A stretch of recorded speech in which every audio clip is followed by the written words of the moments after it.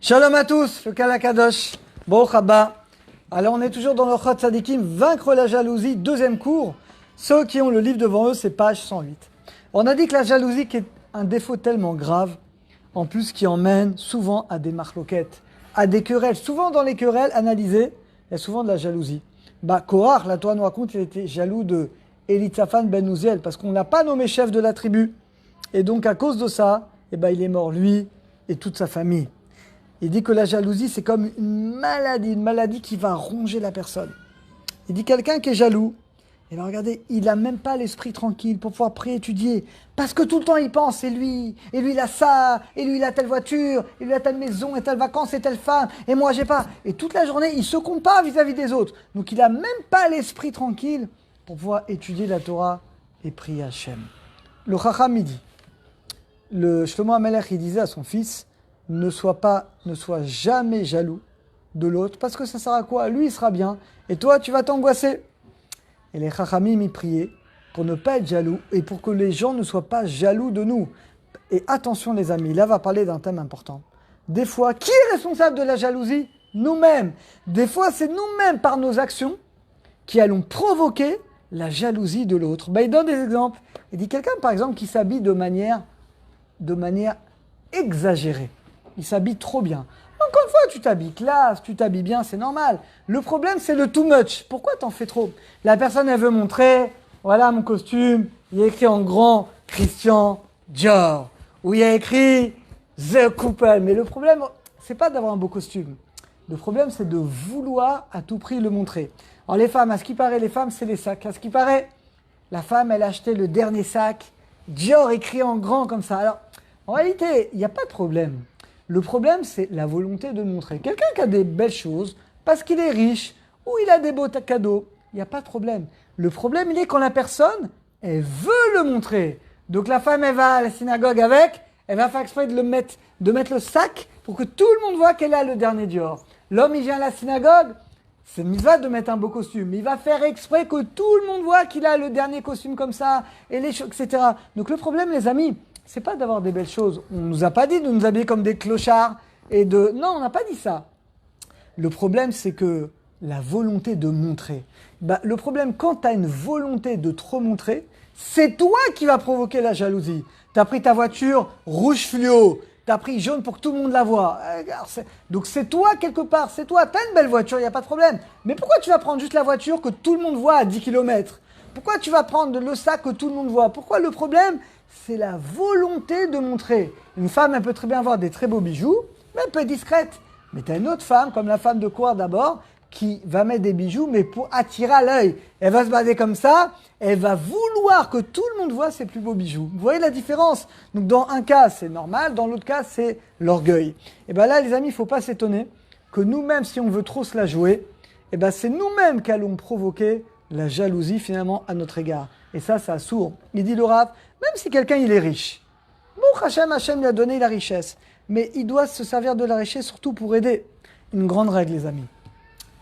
On n'est jamais jaloux on est jaloux de gens qu'on n'aime pas, mais on n'est pas jaloux de gens qu'on aime. Donc il dit le Rav, si quelqu'un il fait beaucoup de chesed, alors celui-là on ne sera pas jaloux de lui. Même si quelqu'un il est riche, il a tout. Mais si c'est quelqu'un qui est toujours en train de donner, il va aider les gens, il va partager, c'est tout le temps quelqu'un qui est aimé des gens, on ne sera pas jaloux de lui. Parce qu'on est jaloux de quelqu'un quand la personne, elle veut montrer. Et quand la personne, souvent, elle est avare. Elle veut garder, elle veut montrer qu'elle est mieux que les autres. Celui-là, on est jaloux. Donc, deux solutions si vous ne voulez pas que les autres soient jaloux de vous. D'abord, de vivre de manière normale, discrète, de ne pas à tout prix vouloir montrer. Même si tu es riche, Baruch Hashem, tout va bien. Mais ne fais pas les choses pour vouloir éblouir les gens. Conduis-toi normalement.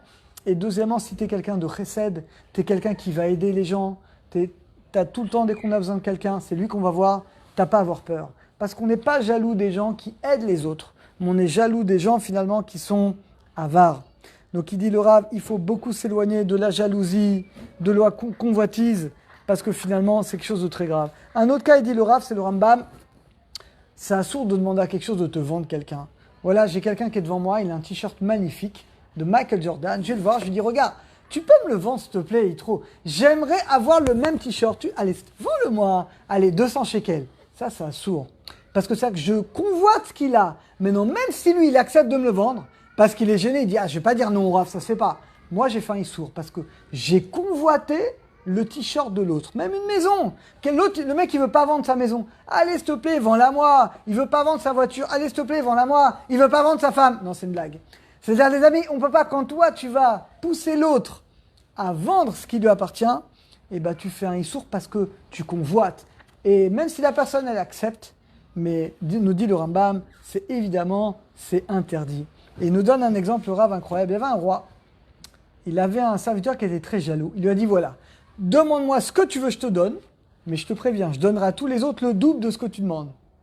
Je répète, demande ce que tu veux, je te le donne, mais je donnerai aux autres le double. Vous savez ce qu'il a dit, le jaloux? Eh ben, je veux rien. Comme ça, les autres, ils n'ont rien non plus. Mes amis, est-ce que vous vous rendez compte de la gravité? C'est quelqu'un, il est prêt à ne rien recevoir pour pas que les autres y reçoivent. Vous savez comment ça s'appelle dans la Hara? Tsarutaïn. C'est quelqu'un qui a un esprit, un œil petit. Alors que nous, au contraire, Alva qu'Hachem nous donne à nous et à tout le monde. On veut que nous, on aime, on veut que les autres, ils aient. Et si les autres, ils ont plus que nous, eh ben, Baruch Hashem, tant mieux pour eux. Ça m'enlève rien. Pourquoi ça me fait mal au cœur? Ça m'enlève rien. Chacun, il doit être heureux avec ce qu'Hachem lui a donné. Et donc, il faut arrêter de comparer et il faut arrêter de voir ce qu'ont les autres. Regardez, on va terminer là-dessus. Regardez la gravité de la jalousie. Le premier jaloux, bah, c'est le Nachash, le serpent qui était jaloux d'Adam. Vous savez que son plan, c'était de tuer Adam pour se mettre avec Chava. Et ben, il a tout perdu. Chava, il n'a pas eu. Et finalement, on lui a coupé ses jambes. Il parlait plus, et maintenant il mange la poussière de la terre. Caïn, il a été jaloux de son frère Avel. Comment ça s'est fini? Il a tué son frère et il a tout perdu. Korach, il était jaloux d'Aaron à Cohen et de Eli Tsafan. Il est mort, lui et toute sa famille. Bilam, il était jaloux d'Ebn Israël, il est mort. Doeg Achitophel, ils étaient jaloux de David Améler. Ils sont morts. Pourtant, c'était des gens qui étaient grands. Gehazi, le serviteur d'Elisha, il a tout perdu pareil. Adonia, le fils de David Améler, il voulait être le roi, était jaloux de son père, il a tout perdu. Avshalom était jaloux de son père également, il est mort. Uziaou, c'était un roi qui voulait être Kohen Gadol, il a eu la lèpre.